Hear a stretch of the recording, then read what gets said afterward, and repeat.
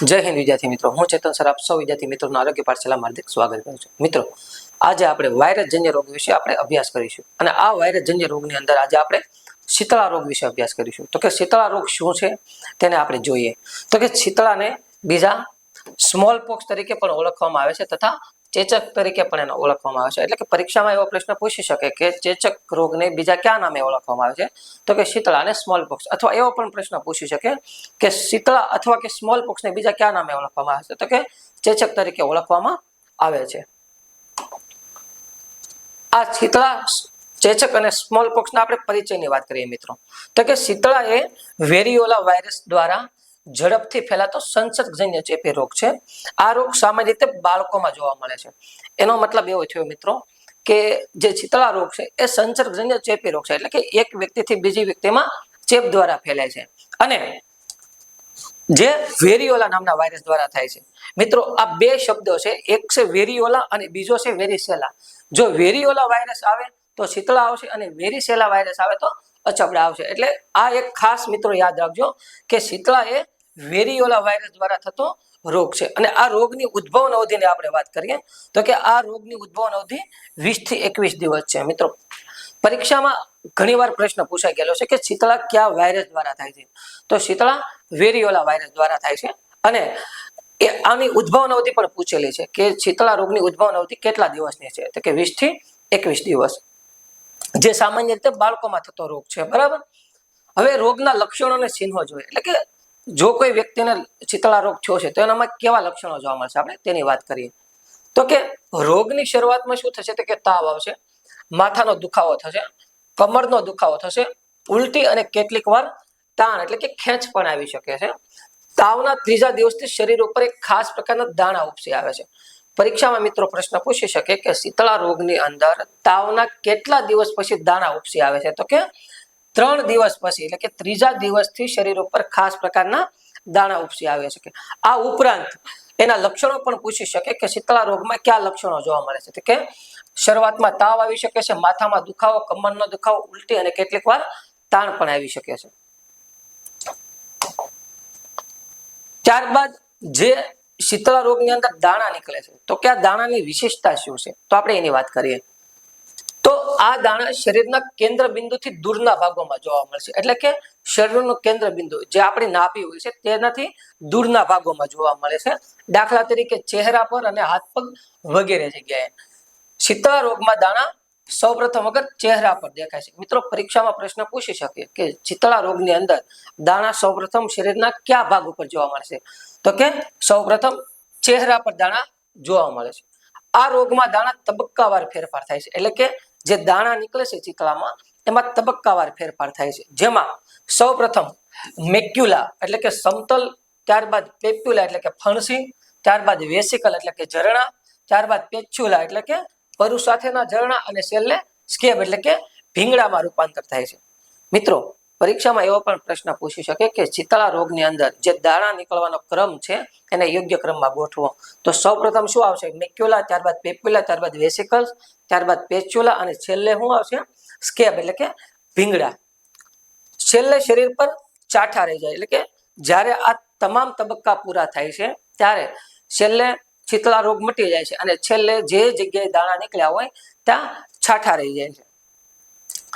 દાણા એક જ તબક્કામાં શરૂ થાય છે અને એક જ સાથે શમી જાય છે, એટલે કે મટી જાય છે.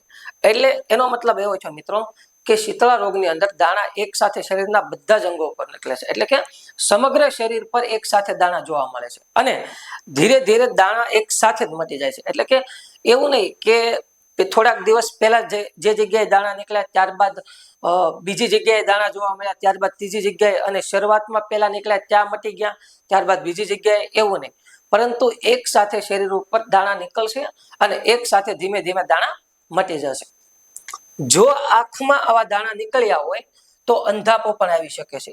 એટલે કે જો શીતળા રોગની અંદર દાણા આંખની અંદર નીકળ્યા હોય તો બાળકની અંદર અંધાપો પણ આવી શકે છે.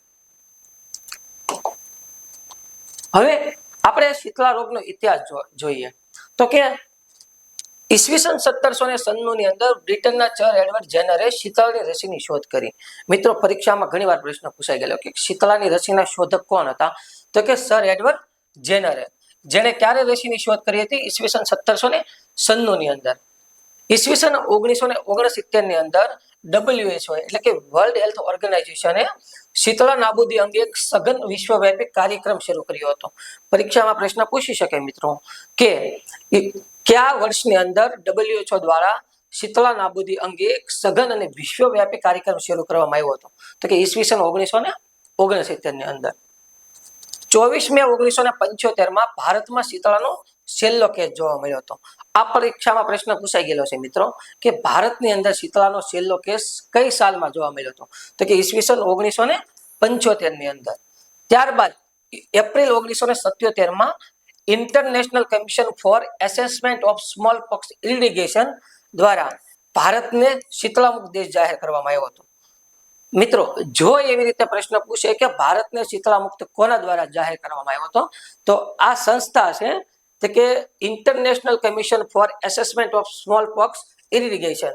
આમાં WHO નહીં આવે. WHO એ ભારતને શીતળામુક્ત જાહેર નહોતો કર્યો, પરંતુ આ જે સંસ્થા છે કે international commission four assessment of small POX irrigation તેને ભારતને શીતળામુક્ત જાહેર કર્યો હતો. જ્યારે WHO ની વાત કરવી તો કે WHO એ ભારતને શીતળામુક્ત સમગ્ર વિશ્વને ઈસવીસન 1980 માં કર્યું હતું.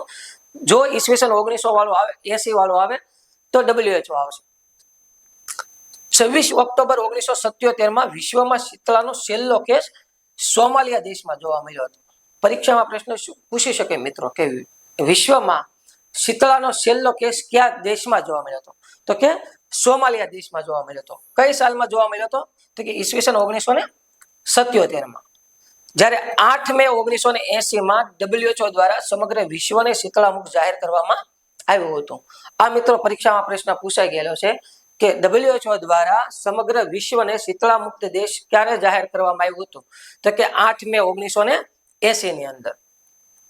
હાલ શીતળાનો રોગ સંપૂર્ણપણે સમગ્ર વિશ્વમાંથી નાબૂદ થઈ ગયો છે. એટલે કે હાલમાં શીતળાનો કેસ સમગ્ર વિશ્વમાં એક પણ દેશમાં જોવા નથી મળતો.